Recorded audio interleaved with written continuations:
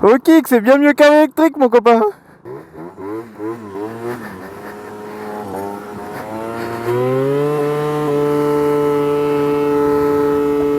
Wouh!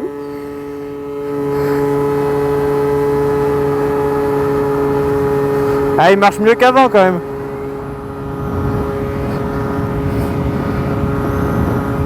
Ah ouais, clairement qu'il marche mieux qu'avant. Ah, il passe la barre des 70 quand même.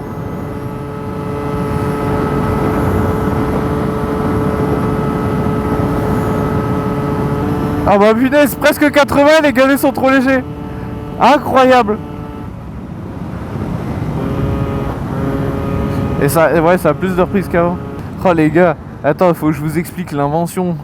Donc en gros là, on est sur un Peugeot Kisby, 2 temps, préparé, c'est-à-dire il a le cornet, le pot, les galets allégés et surtout, comme il est à injection, il a le boîtier de reprog.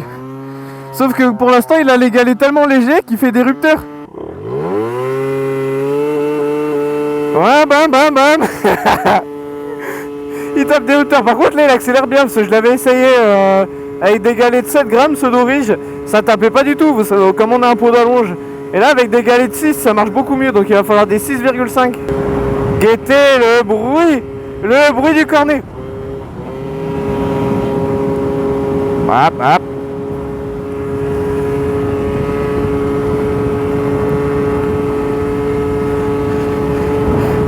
Oh, je m'en fous si les gens ils me jugent.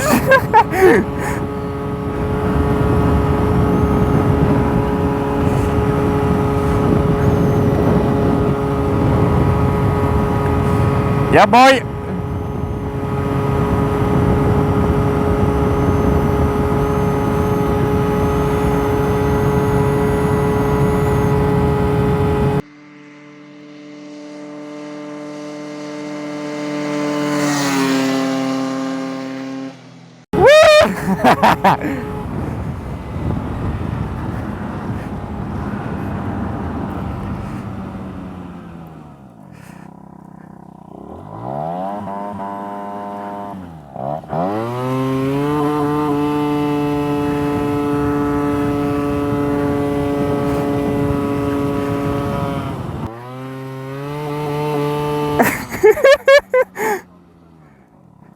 Ah mon dieu, non mais il marche bien mieux qu'avant quand même. Hein.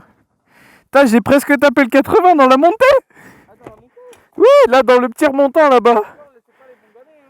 Bah c'est pour ça. Non mais il va bien marcher. C'est vrai que par contre, bam bam bam. Du coup, petite présentation du bolide après roulage. Ouais, donc déjà niveau admission échappement, il a un Yasuni, c'est le R je crois. Ouais, c'est ça, avec le petit PEX pour protéger.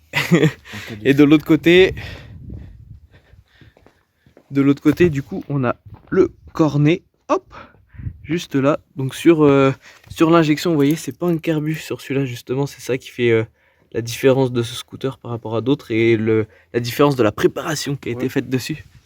Parce que du coup, qu'est-ce qui a été fait dessus à cause du pot et du cornet? Bah comme on le sait tous avec nos carbus, et ben on a trop d'air qui rentre, donc faut refaire le mélange. Sauf que sur une injection, bah tu peux pas le régler. Du moins sur les 50, autrement c'est la reprog ou quoi. Donc qu'est-ce que tu fais? Tu mets un boîtier entre l'injection et l'injecteur. Ouais, bah ça on peut le montrer par exemple. Du coup en gros là, dans tout ce bordel de fil, alors on a dû la mise au point. On a dû le rebricoler, mais vous voyez, en gros là on a la fiche. Je sais pas si on me verra à cause du soleil, voilà, là on a la fiche normalement qui vient se connecter directement dans l'injecteur, sauf qu'entre deux, clac, elle est dérivée, elle part dans un boîtier. Le boîtier, c'est un boîtier Polini. Du coup, ouais, c'est un boîtier Polini. En vrai, faudrait que je mette tous les liens dans la description. Donc du coup, pour en revenir au boîtier qu'on vous mettra dans la description, parce que c'est vraiment en gros l'essentiel de la modif, parce que mettre le pot, le cornet, le scooter, c'est encore pire, il avance encore moins qu'avec le pot d'origine.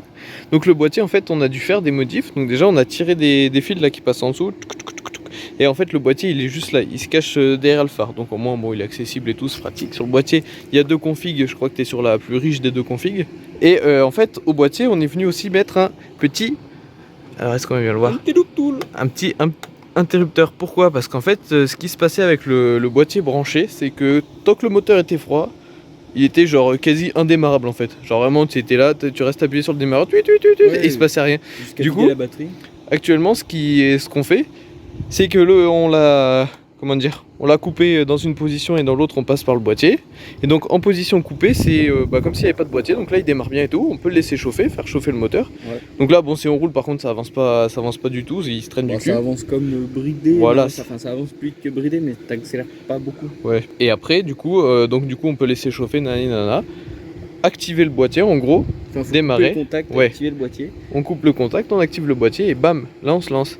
Et du coup voilà, en gros c'était la grosse modif. Non, en soi tout ça prend 2 minutes et puis après le scoot il est opérationnel quoi. Ça prend pas trop de temps, mais c'est vrai qu'en moins ça marche mieux. Sachant que là, comme tu as des galets trop légers, t'es bridé en Vmax.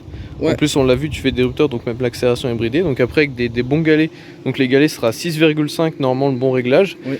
Et bah là, tu devrais pouvoir taper 80, voire un peu plus. Ouais, même plus, ou largement plus. Et surtout avoir une bonne accélération et une bonne reprise.